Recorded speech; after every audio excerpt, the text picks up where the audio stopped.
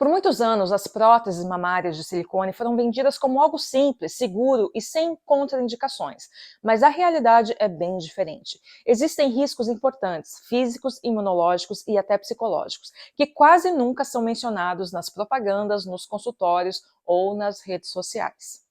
Hoje eu vou mostrar uma série de imagens de próteses de silicone pós-desplante, ou seja, após serem retirados do corpo. Nem todas as mulheres que os estavam carregando dentro de si apresentavam sintomas. Muitas retiraram as próteses porque essas não refletiam mais como elas se sentiam, como se viam, e foram surpreendidas por próteses podres, rompidas e mofadas. Muitas outras já apresentavam sintomas visíveis e claros do que chamamos de a síndrome de Ásia ou a doença do silicone. Sintomas como fadiga crônica, boca seca e ou olhos secos, alteração do sono, problemas digestivos, intolerância alimentar, erupções cutâneas, problemas de memória e concentração, problemas cognitivos, dor muscular e articulações, fraqueza muscular, febre, queda de cabelo e até depressão. Mesmo que silenciosamente, as próteses de silicone prejudicam a saúde e o sistema imunológico das mulheres. É um corpo estranho que naturalmente o organismo tenta isolar e expulsar do corpo. Isso sem falar nos microvazamentos de diversas toxinas e metais pesados, como estanho, cobre, arsênio, mercúrio, que são liberadas no corpo mesmo sem ruptura da prótese. Esse vídeo é para te alertar, porque decisões sobre o seu corpo precisam ser tomadas com consciência e não por pressão estética. Se você já colocou silicone, está pensando em colocar ou simplesmente quer entender melhor o que está por trás dessa indústria, vem comigo. A conversa de hoje é séria e necessária.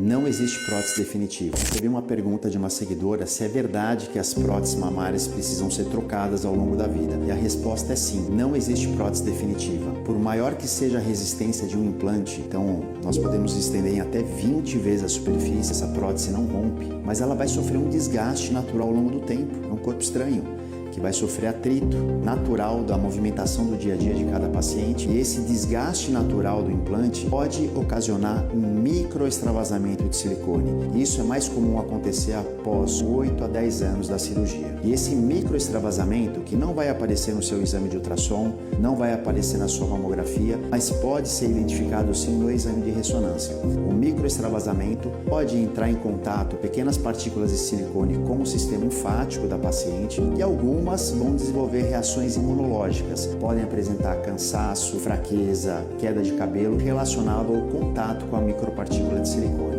Então, para evitar com que isso aconteça, a recomendação é que entre 10 e 15 anos esse implante seja trocado. Controle de ultrassom deve ser feito anualmente, exame de ressonância o primeiro no 5º ano de pós-operatório e o segundo no 10º ano de pós-operatório, para assim prevenir complicações futuras com o seu implante.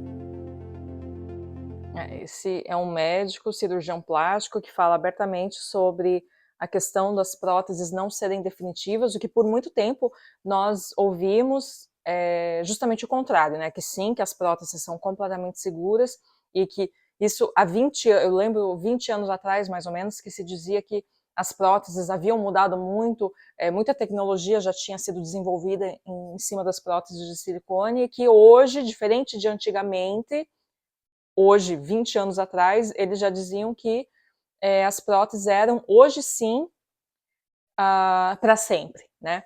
E ele está falando que não, e isso já é um senso comum entre os médicos cirurgiões plásticos, que as próteses de silicone precisam ser trocadas a partir do 10º ou 15º ano, ou seja, você se torna uma paciente para o resto da vida.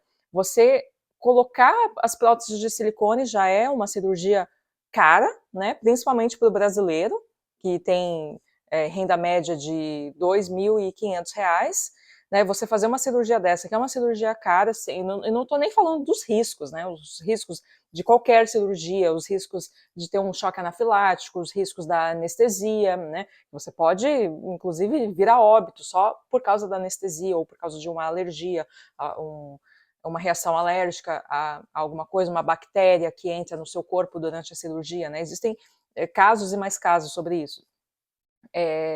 Mas não só a cirurgia de implante de silicone já é uma cirurgia cara e muito, envolvendo muitos riscos, como toda cirurgia, você ainda vai ter que refazer a cirurgia dali a 10, 15 anos, isso se tudo correr bem, se você não estiver com sintomas aparentes de síndrome de Ásia, né, da doença do silicone, se você ainda não estiver visivelmente com as próteses tortas, deslocadas, aparentes, mesmo assim você vai ter que refazer a cirurgia, e eu sei, porque eu já fiz essa pesquisa, que a cirurgia de explante de silicone é mais cara do que a cirurgia de prótese de silicone. Ou seja, se você já economizou a sua vida inteira para colocar próteses de silicone, quando você tiver que trocar, como é que vai ser? Você vai ter que fazer uma outra cirurgia ainda mais cara. Ó, essa é uma prótese completamente mofada,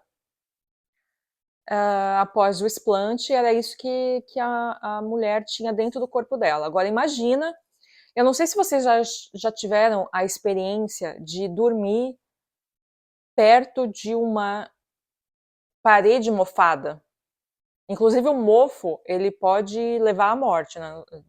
Existe um tipo de mofo que já está tão impregnado nas paredes que você corre risco de óbito se você continuar naquela casa. Às vezes você tem que... Isso acontece muito na América do Norte, Estados Unidos, Canadá, que as casas não são feitas de tijolo, de cimento, as casas são feitas daquele drywall, e se aquela parede não recebe sol, né, luz solar diretamente, existe um tipo de black mold que tem que demolir a parede. Então imagine isso dentro do seu corpo, né? Eu morei numa casa e o quarto onde eu dormia pegava muito pouco sol, pegava o sol da tarde. Eu morava no sul do Brasil, então já era uma cidade fria, e eu ainda dormia num quarto que ficava nos fundos da casa e não pegava muito sol, só pegava aquele sol mais fraco do fim da tarde, e eu comecei a ficar muito doente, vivia gripada, vivia né, até com sinusite e tudo mais, e até que eu fiz um teste de mudar a localização da minha cama ficava bem do lado da parede, e era a parede que menos recebia sol na casa. E ela estava começando a ter, não mofo, mas a pintura já estava ficando mais amolecida, né? Fazendo cascas de tão úmido que era aquele local. E eu troquei a minha cama de lugar para não dormir grudada na parede, e eu melhorei. Todo o problema de saúde que eu estava tendo naquela época, eu melhorei completamente, por ficar perto de uma parede que nem tinha mofo, era só uma parede mais úmida, que não recebia muita luz solar. Eu estava ficando doente. Agora imagine essa quantidade de mofo, e não é nem perto de você, é dentro de você. O corpo sabe o que ele está recebendo, e o corpo está reagindo a tudo que está acontecendo dentro dele. Acá solamente es piel, esta capa bien finita de piel, la epidermis, la dermis, y después viene el implante. Essa é uma paciente que estava com contratura. A prótese teve contratura. La extrusión es altísimo. A ponta do implante hubo una cuadrantectomía. estava até marcando. De la cuadrantectomía, y acá vemos como la punta del implante está haciendo decúbito. Colapsado. En esta zona, acá solamente es piel, esta capa bien finita de piel, quase saindo para fora. Dermis, e depois quer dizer, o corpo sabe o que faz, né? O corpo percebe que aquilo não é natural, ele tenta isolar, ele faz contração, ele tenta isolar aquele objeto, que é um corpo estranho, e ele tenta expulsar do corpo. Agora imagine todo esse trabalho que está acontecendo no seu corpo. O seu sistema imunológico está trabalhando, está ali lutando com tudo que tem para expulsar aquele objeto e você, por livre e espontânea vontade, mantendo aquele objeto dentro de você. Aqui, essa é outra publicação de uma doutora Paula Qualina, imagino que ela seja cirurgia plástica. Ó, ela falando, os implantes não se rompem, mas assim era, essa é a fotografia de um implante logo após a cirurgia de explante. Quer dizer, por mais que os médicos te vendam a ideia de que os implantes não se rompem, era assim que ele estava dentro do corpo de uma mulher, com todas as toxinas, esse gel de silicone, todas essas toxinas que existem dentro do seu corpo. Que loucura.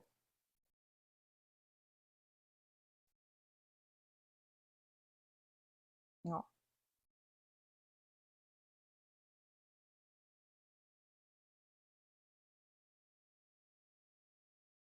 Essa é David. Esse é um médico, cirurgião plástico. Ele postou aqui a foto das próteses de silicone que ele explantou de uma paciente.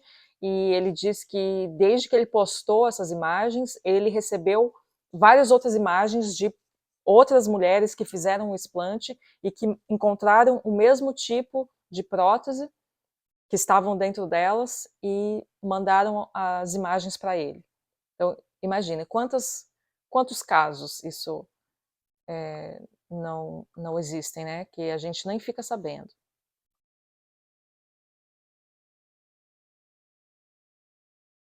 Essa aqui é uma médica, inclusive, ela tinha prótese de silicone, resolveu tirar. Aqui ela fala, entrei para o time das explantadas, um pouco da minha história com próteses, caso alguém se interesse. Eu coloquei próteses em 2017, 350 ml extra altas e subglandulares. Antes eu era daquelas tábuas, não tinha nada. Queria mamas maiores e tive sucesso no resultado. Preenchi meu sutiã e minhas roupas do jeito que eu queria.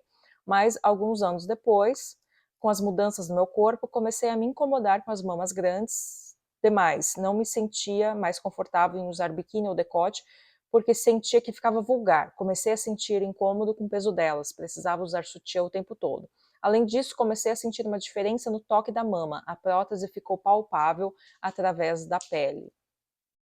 Em paralelo, comecei a atender tantas pacientes de explante que eu via a melhora estética e funcional na vida delas. Atendi casos bem parecidos com o meu, onde só a retirada da prótese sem mastopexia já deu um resultado ótimo. E aí veio a decisão, tirar essa prótese antes que ela cedesse ao ponto da mastopexia ser inevitável e manter meu tecido mamário virgem para o caso de um dia eu vir a amamentar. No processo dos exames pré-operatórios, ainda veio uma surpresa. A prótese esquerda estava rompida, confirmando meu desejo de não colocar próteses novamente e correr o risco de ter esse problema de novo em alguns anos. E finalizando, de quebra, ainda tinha à disposição a melhor equipe possível. Ok. Estou aqui amando meu volume novo de mama, reconstruído só com um enxerto de gordura. E olha que eu não tinha muito a oferecer, e me recuperando bem. Então vocês vejam, ela não tinha sintoma nenhum. Ela resolveu tirar as próteses porque ela achou que estava grande demais, o corpo mudou, a gente engorda, depois dos 30, 35 anos a mulher engorda muito na região do seio, naturalmente, o seio passa a acumular bastante gordura, e você aumenta o tamanho do sutiã 1, 2 vezes. Ela achava que aquilo não representava mais ela, resolveu tirar, ela não tinha sintomas nenhum.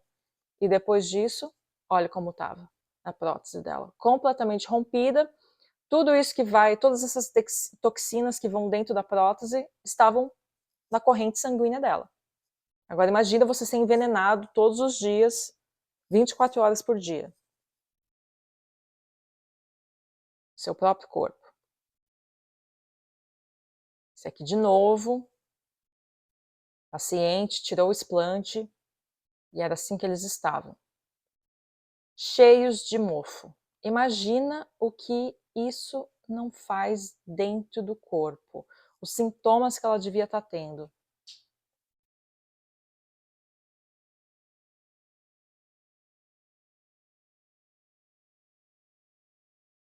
mesma coisa.